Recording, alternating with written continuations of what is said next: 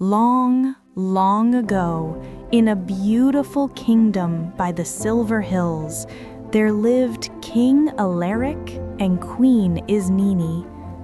They had only one dream: to have a child. Years passed in prayers and hope until one blessed day, the heavens answered. A daughter was born. The kingdom burst into celebration, music, dance, laughter, joy everywhere. They named her Aurora, which means the light of dawn. But no one knew, behind that light, a deep darkness waited to awaken. Time flowed like a gentle river. Aurora grew up to be the heart of the kingdom. Her laughter was so pure that even the flowers in the royal garden seemed to bloom for her. Yet just before her 16th birthday, the dreams began. Every night, she saw a towering black castle whose spires pierced the clouds. From its window glowed a strange green light, pulling her closer and closer, no matter how hard she tried to resist. "Why do I want to go there?" she whispered in her sleep. "Who is calling me?" When she awoke, her heart raced, and through her window, far in the forest, the same green glow flickered in the distance. Dream and reality had begun to blur.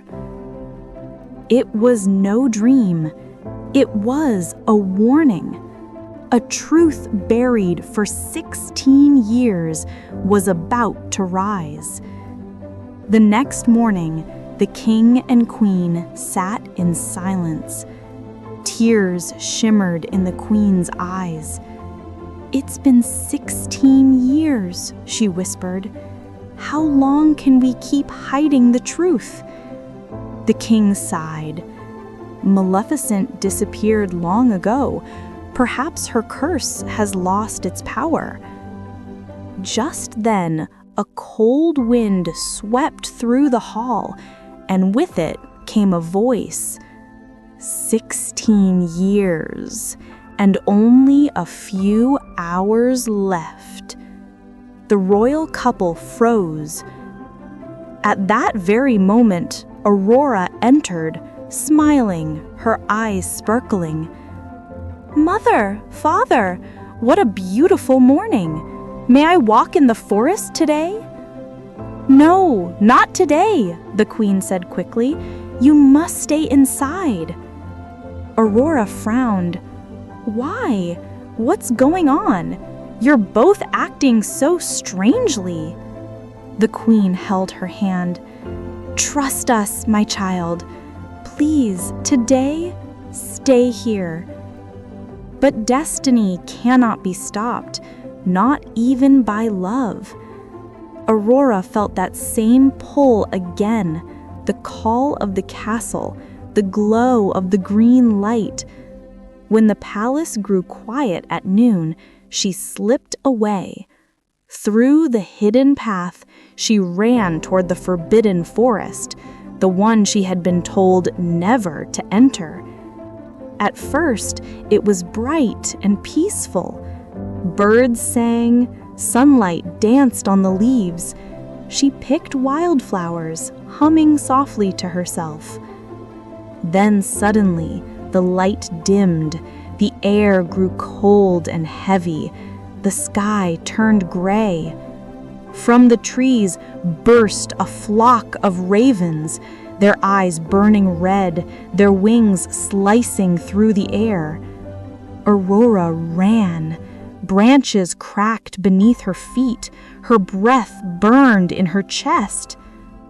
Then, a brilliant blue light surrounded her. From that light appeared a woman, graceful, radiant. "Don't be afraid, Princess Aurora. she said. "I am Flora, your guardian." Aurora gasped. You know my name?" Flora nodded. "Child, from the day you were born, you were bound to a destiny. Today, you must know the truth." She raised her hand toward the horizon. "Look, that dark castle, that is where your story began." Aurora's eyes widened. It was the same castle from her dreams. Flora spoke softly. "On the day of your naming ceremony, a powerful sorceress appeared, Maleficent. While the kingdom rejoiced, she declared, 'Before the sun sets on her 16th birthday, she shall prick her finger on a spindle and die.'" Aurora's face went pale. "Then that means today?" Flora held her trembling hands. "No, my dear, I changed the curse. You will not die. You will sleep, a deep, magical sleep, and only true love's kiss can awaken you." Aurora's eyes filled with fear and wonder. "But how will I know what true love is?" Flora didn't answer, for that answer lay hidden in Aurora's own journey. Suddenly, green fire and black smoke swirled around them. Maleficent appeared, her eyes glowing like emeralds. 16 years, Flora. I see you've kept her well." "You'll never harm her!" Flora shouted. Light and darkness clashed. Magic struck the skies. The earth trembled. Aurora cried out, "Stop! If this is my fate, I will face it myself." Everything froze. Maleficent turned to her, curious. "You're not afraid?" Aurora met her gaze. "I'm not. I just want to know. Why?" Maleficent said nothing. She turned and began walking toward her castle. Aurora followed. Inside the castle, the air shimmered with shadow and reflection. The walls were covered with mirrors, hundreds of them. As Aurora entered, the mirrors came alive, whispering, "See, see the truth." Within them, she saw visions, a younger Maleficent, radiant and kind, her heart full of love. Then, betrayal. Her trust shattered, her warmth turned to coldness. Aurora whispered, She was good once." From behind came Maleficent's voice. "Now you understand, don't you?"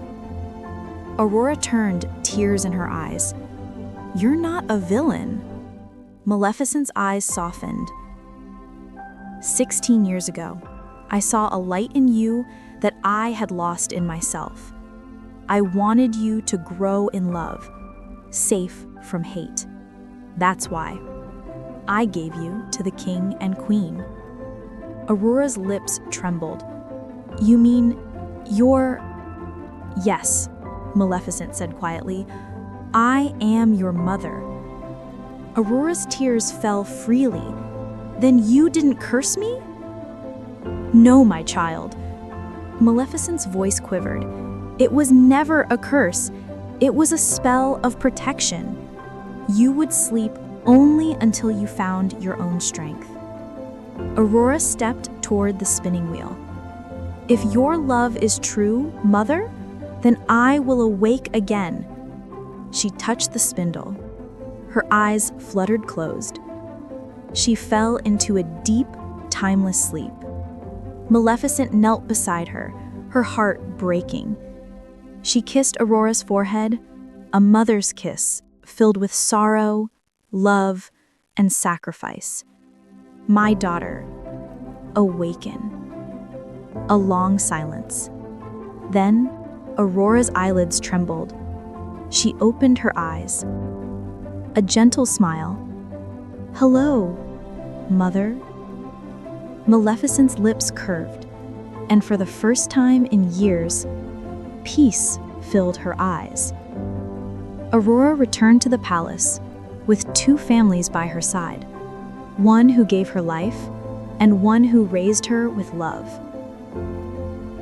King Alaric turned to Maleficent and said, "Thank you for bringing our daughter home." Aurora embraced them all. Tears of joy shimmered on her face. She said softly, "Today, I've learned something. Love isn't always gentle.